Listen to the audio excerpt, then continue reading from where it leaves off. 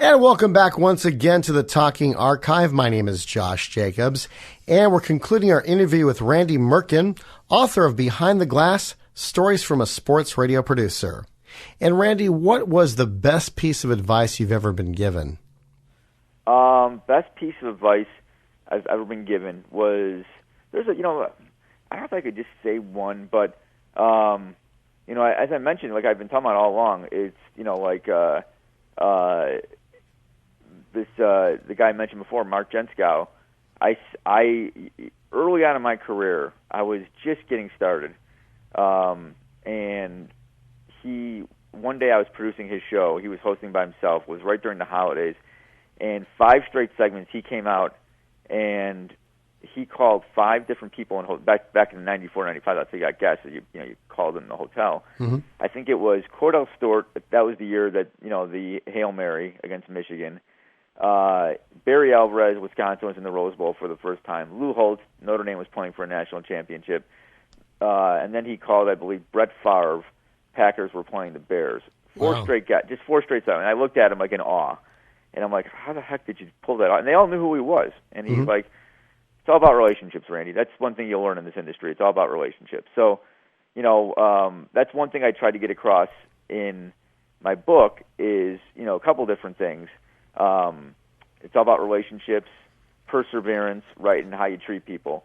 But I would tell you, someone told me early on that one thing that you can never lose is if you work hard, right? Mm-hmm. And that's one thing I've always done throughout my career is work, constantly working, constantly observing stuff, reading. Trying to get an edge, any article I could find, I would read. And that's another thing someone told me is be a sponge, and I was a sponge. My first 5 or 6 years, I learned so much from everyone that I was working with, and I would make notes of it, and I still use it today, and I hopefully have passed it on to some young producers, broadcasters in the industry. But, when I had interns, I would give them a yellow pad, right, legal pad, and I would say, if you're doing this right, you should fill this up by the time your internship's over. And later I would tell my interns, especially at ESPN, I would say, hey, if you just want the college credit, just let me know. That's fine. But if you're here to work, I'm going to work, you'll work hard, and you're going to learn a ton. So you get out of the internship what you put into the internship. So if you work hard, you're going to leave here a much better person, and you're going to realize that you accomplished a lot. So I would say 80% of the interns were on board. 20% would just kind of, some of them were fine, and some of them just, I tried to figure out why they were even there. But, those are a bunch of things that I learned and I still use today, that helped me out. Oh, definitely. I remember you mentioned relationships. One of the features you helped create, Lunch with a Legend series. And yes. Charles Barkley sold out the most tickets, followed by Dwayne Wade. And yes. How long did that series last? And who are some of the other great athletes you got to have lunch with and record with? And describe that show. That sounded really cool. Yeah, that was a tough show to do. It really was, because that was it first when I first started there. Basically, is when it started. Maybe it started 6 months in, and the key thing was you couldn't just book anyone. You needed big names that would sell tickets, right? Mm-hmm. Because the last thing you wanted is for a legend to show up and have 10 people there. You needed the room filled, and so what you had to do is you had to look for hooks, right? Dwayne Wade had his Wade's World Foundation event coming up, and he was willing to come on, do it for free, actually, which was great. But then, you'd look at different people. We had Ryan Sandberg. He sold out, was fantastic. Andre Dawson was great. Jeremy Roenick, fantastic. I would look for, card shows would be in town, those big, the big collectible shows. I reached out to Pete Rose and said, hey, we'd be willing to pay you. And then he was all on board. So he stayed the extra day, and we did it, I think, on a Monday. And he hung around and was fantastic. I read that Dennis Rodman, which this was the craziest one we've ever done, was coming into town because he had, of all things, a children's book he wrote. And I was friendly with his agent, and I reached out to his agent. Dennis was always in need of money, and he did it. He was drunk when he did it. It was hectic. We had to take the show off the air. Oh, no. He was, yeah. But I had people, at the end of the show, I remember it was, 5-10 minutes on the air, 40 minutes off the air, I was like hand to my head, just couldn't believe it. I was like, and as people were leaving, I had more people come up to me after that one than maybe Barkley was the only other one that just said to me, this was absolutely amazing. Like, what an event, just incredible. So you had to be creative sometimes. Like we did, some we had relationships with teams, so we would do like John Paxson. We did, we did like Jerry Reinsdorf one time. We did Bobby Hall and Stan Mikita together, which is great. We did Derrick Rose and Joakim Noah together. That was phenomenal. Jim Hendry, the former general manager of the Cubs, I think he might have been the first. No, I think Pax was the first Lunch of the Legend we ever did. But we did Brian Urlacher. That sold out real quickly. That was a great one. But yeah, it was just a great event. It was fun. Like you came, you had a great meal, and you sat there for an hour and got to listen to these great guys. And then afterwards, we stopped for a while doing autographs just because we couldn't get everyone. We couldn't get everyone an autograph, and then people were getting really upset, so we stopped it. And then Barkley, the show, as I mentioned before, how great a guy he is. Barkley, when we did the one we did Lunch with the Legend with him in Northbrook. As I mentioned, it sold out like literally in 2 minutes. And first break, I turned around. It was standing room only. That's how crowded it was, and there was probably like 30 people. I'm on stage with them, and there's like 30 people lined up already for an autograph. And they've got stuff, like they've got like a picture from the Dream Team. They've got jerseys, and I'm like, hey, no autographs. And he goes, bro, let them all through. And every break he signed. He was on for 2.5 hours. I think he signed every break to the last break. Wow. He signed, yeah. And then and not only did he sign, it wasn't just like looking down, signing, not paying attention. Like everyone had a story for him. Everyone was like, hey, Charles, remember this? And he would look up and talk to him. And sign. It was great. So, it was a really fun show. It got a little stressful at times just because, we were required to do like 4 or 6 a year for our sponsors. So it was always like, can we get 4 or 6 in? But yeah, it was a lot of fun. I was basically in charge of most of them, booking them, and I had a blast. I think we did one with Frank Thomas one time, which was stressful and setting up, but he was fantastic. So yeah, it was a blast. It was a great event. What restaurant did you hold the event at? We had Morton's.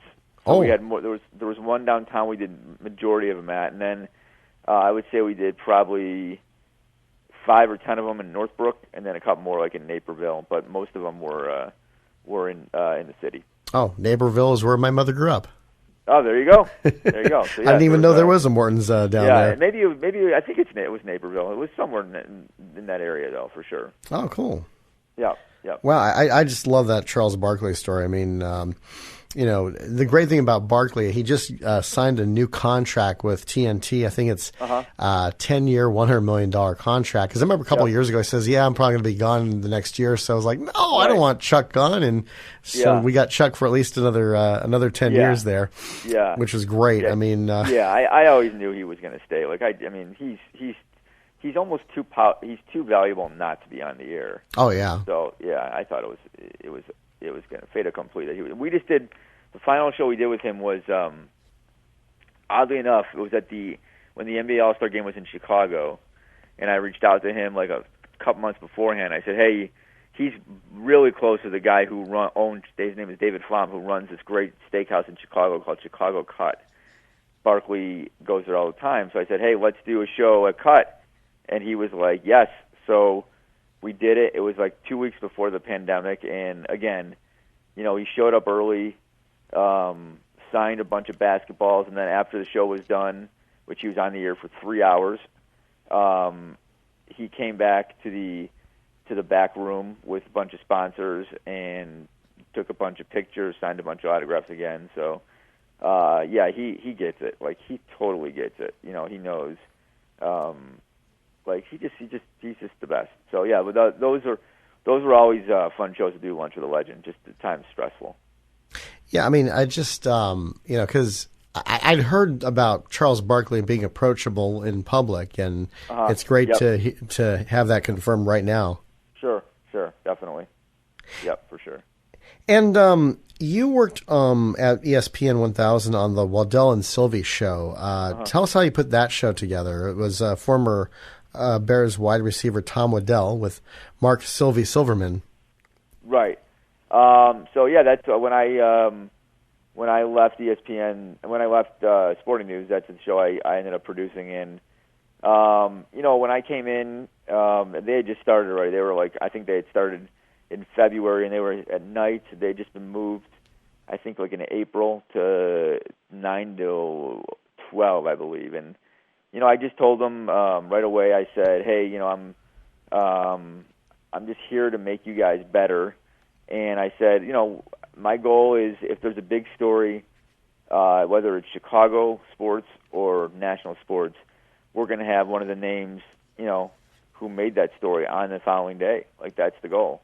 And publicity. Anytime we had a big name guest on who said something, I had an intern transcribe it. And it was, back then, papers were very important, and I would send the audio if it was needed to ESPN or to different outlets, and we transcribed it, and I would send it to all the different writers, making sure Waddle and Sylvie's names were in the paper, which I always told them. I said, hey, if that gets us 15 new listeners, fantastic, just get your name out there as much as possible. And they now have a great relationship with some of these great people who we just started booking, and they love coming. Charles Barkley loves them, those two guys. Al Michaels loves those two guys.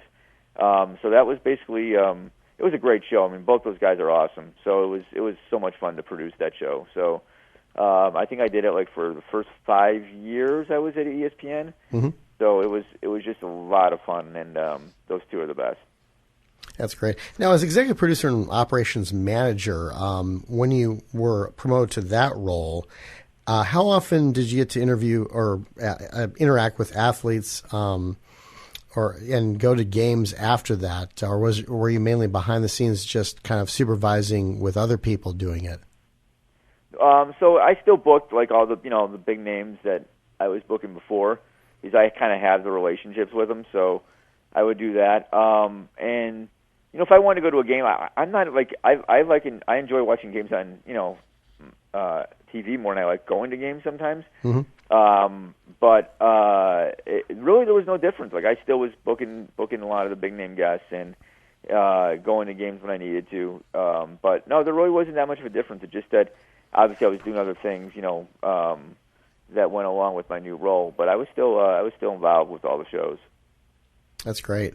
And Randy, we're talking with Randy Merkin. He's the author of Behind the Glass, Stories from a Sports Radio Producer. It's available. Tell us the website again. BehindTheGlassTheBook.com. BehindTheGlassTheBook.com.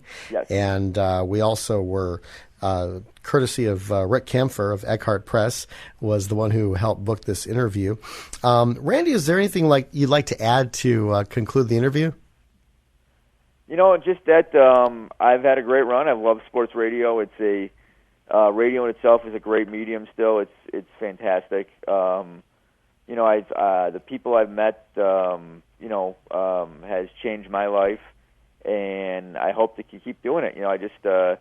The book was fantastic because it brought up so many memories, and one of the main things I loved about the book was that it kind of showed people how it works, right? It's not just hey, you call someone, they come on, right? I mean, a lot goes into it. So, no, I think I've been real lucky. I've had the time of my life doing this, and I think it's really cool that people have enjoyed reading about the stories and just enjoyed the interviews I've set up. So, it's kind of neat that I've wanted to do this since I was in high school, and I'm still doing it. So. My brother's the MLB.com writer for the White Sox, so it kind of runs in the family. So it's I just love it, and if you love it, to be in this industry, you have to have a lot of passion for it because it's a tough industry, but it's definitely worthwhile. It's definitely worthwhile. Your brother's name, by the way? Scott Merkin. Scott Merkin, okay. And was he writing for them when they broke the curse of the Black Sox back in 2005? He was. Yep. He covered. I think he's been there since Jerry Manuel, I want to say. So he's been there for a long time. He's covered the team for a long time. Isn't it interesting, kind of getting onto the White Sox there? For years, they talked about the Red Sox having the curse of the Bambino, having not won a World Series since 1918, but very few mentioned the curse of the Black Sox, where the White Sox had not won a World Series since 1917. What was up with that? I don't know, but we heard about it all the time when they were in the World Series. So it was definitely big in Chicago at that time. So. Yeah, I mean, it was a crazy run that year too. I mean, it'll never happen again. I think 4 pitchers in the ALCS through complete games. That's never happening again. It was just a magical year for them. There's no other way to say it. They just had everything going for them. And then 11 years later, the Cubs broke the curse of the Billy Goat. That's right. The biggest sports story maybe ever. Yeah. As a Dodger fan, I was all giddy. It's like, oh, finally they broke that.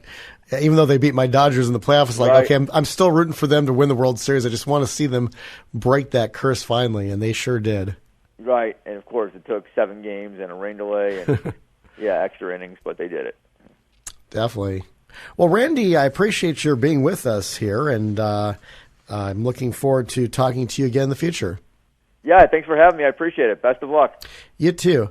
You've been listening to The Talking Archive. My name is Josh Jacobs, and we've been talking with Randy Merkin, former operations manager and executive producer for ESPN 1000 in Chicago, and author of Behind the Glass, Stories from a Sports Radio Producer, which again is available at BehindTheGlassTheBook.com. Until next time, this is Josh Jacobs. Keep your mind on the things above, and as you hit that open road, don't be a slowdown spectator.